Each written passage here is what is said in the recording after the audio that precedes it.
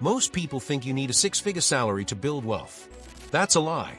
You can get rich no matter where you start, even at $35,000 a year.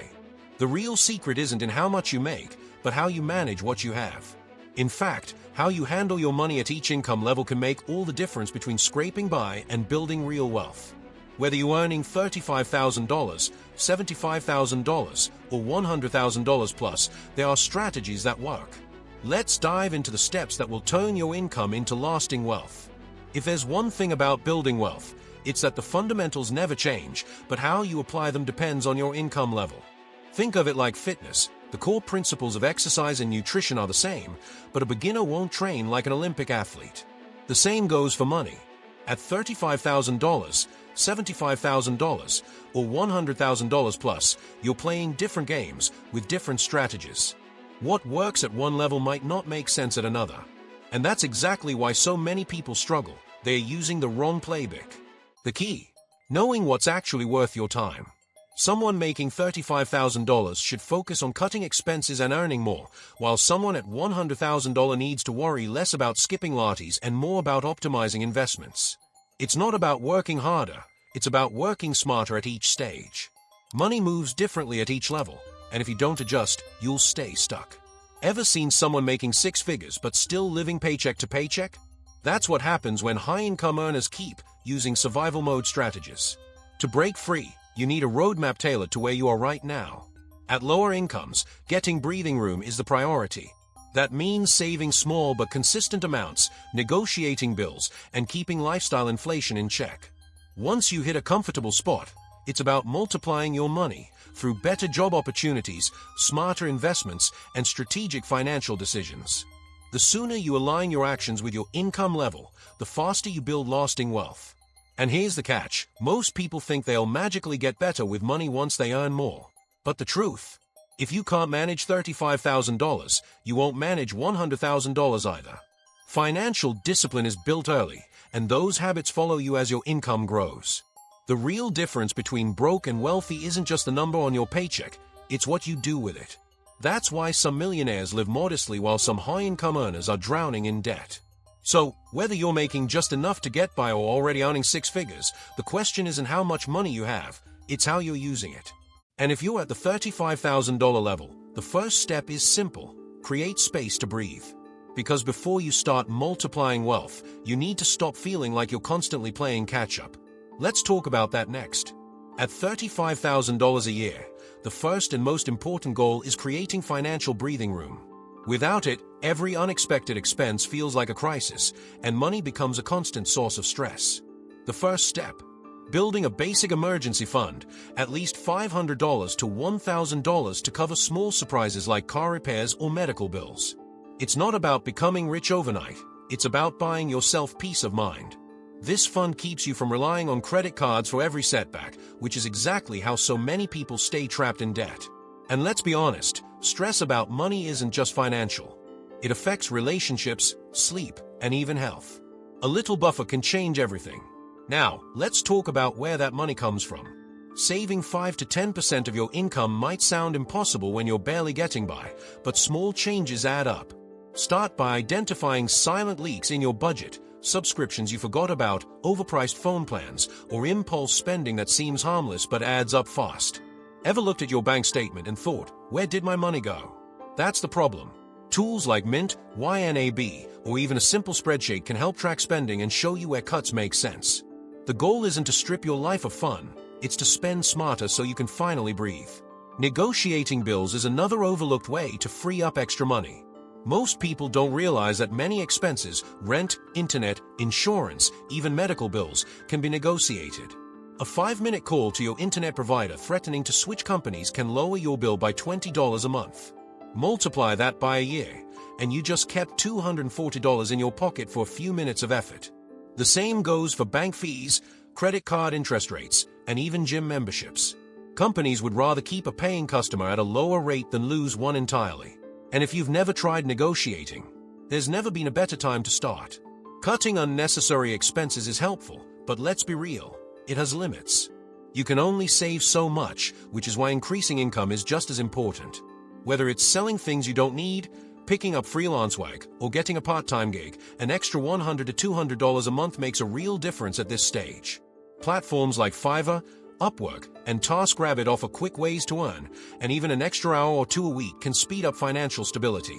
The goal isn't to work yourself to exhaustion, it's to create enough breathing room so you can focus on bigger opportunities down the road. Because once that emergency fund is in place and the budget isn't suffocating, the next step becomes clear: tackling debt. Too many people ignore it, thinking they'll deal with it later. But debt, especially high-interest debt, is like a leaky boat. You can't sail toward wealth if you're constantly sinking. And that's exactly why debt repayment needs a strategy. Let's break that down next. Debt is the silent killer of financial freedom. It sneaks up, compounds, and before you know it, you're working just to keep up with interest payments. At $35,000 a year, every dollar matters, and high-interest debt, especially credit cards, drains money faster than almost anything else. Paying off debt isn't just about numbers, it's about regaining control. But where do you start? That's where strategy comes in. Two main methods dominate personal finance: the avalanche method and the snowball method. Both work, but the best one for you depends on how you're wired. This isn't just a numbers game, it's a mindset game. The avalanche method attacks debt in the most efficient way possible. You list all debts by interest rate and focus on paying off the highest one first, while making minimum payments on the rest. Mathematically, this saves you the most money in the long run. For example, if you have a credit card at 24% interest and a car loan at 8%, the credit card goes first. The problem?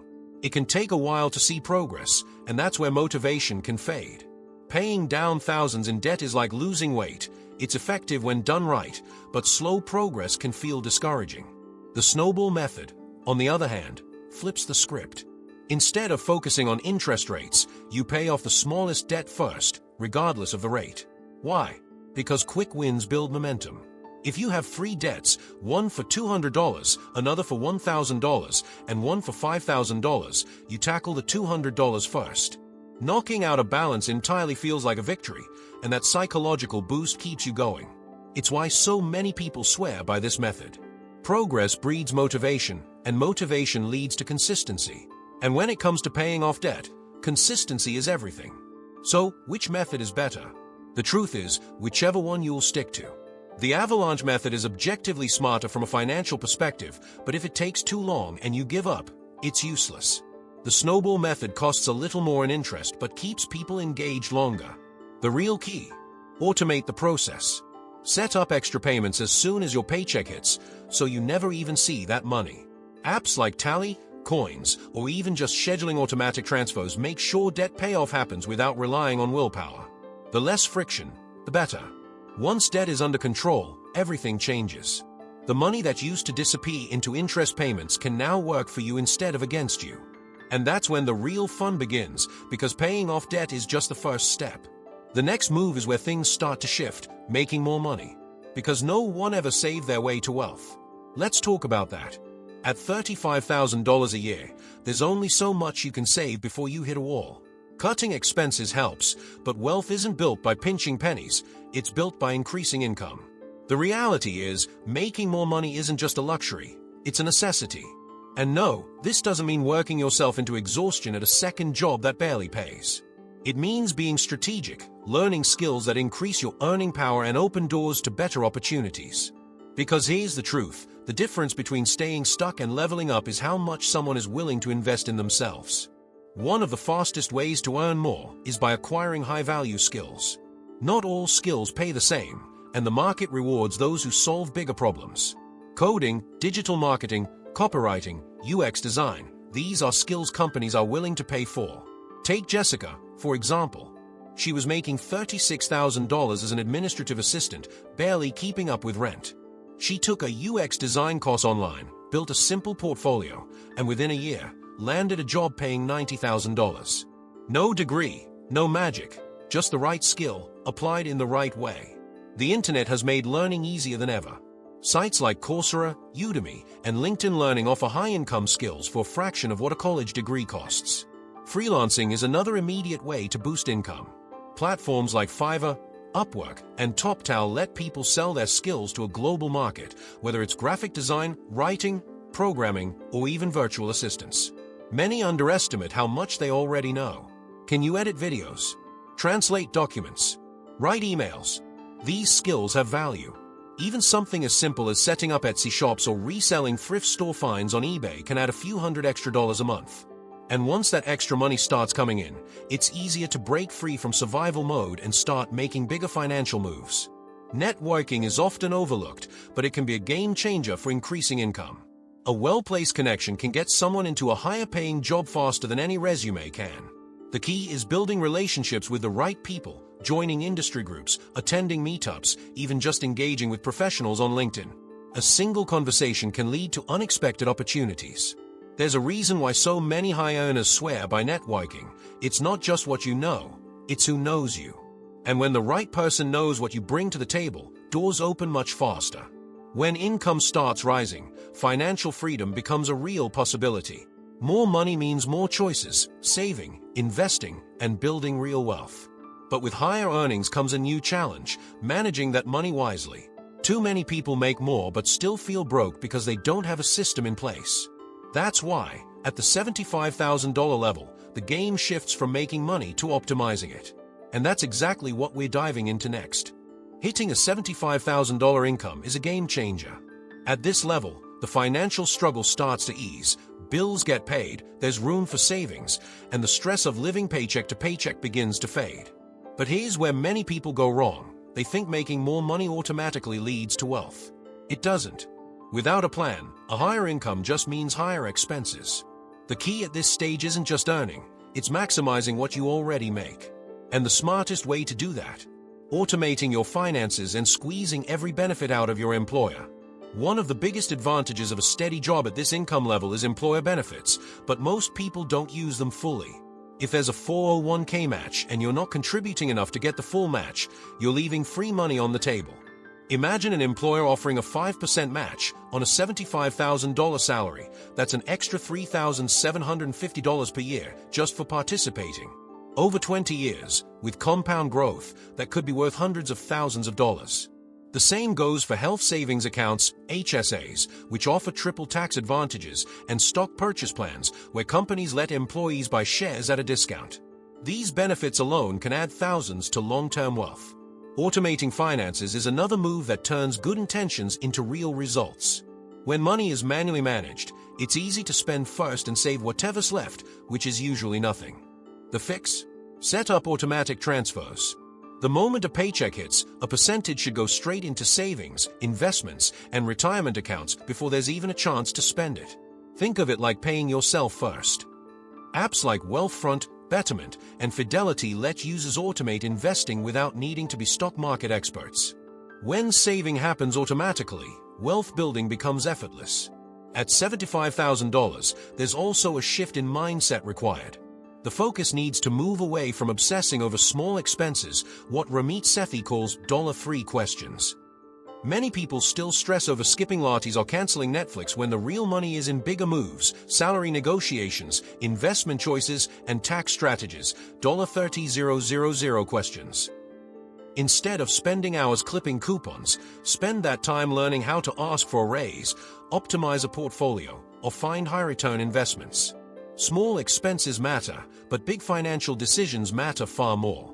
Once finances are optimized at this level, the next challenge is keeping lifestyle inflation under control. More money tempts people to upgrade everything: cars, houses, vacations, until they're making six figures but still feeling broke.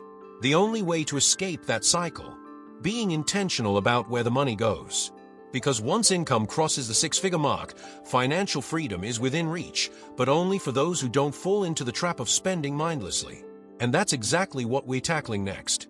Most people obsess over the wrong financial decisions.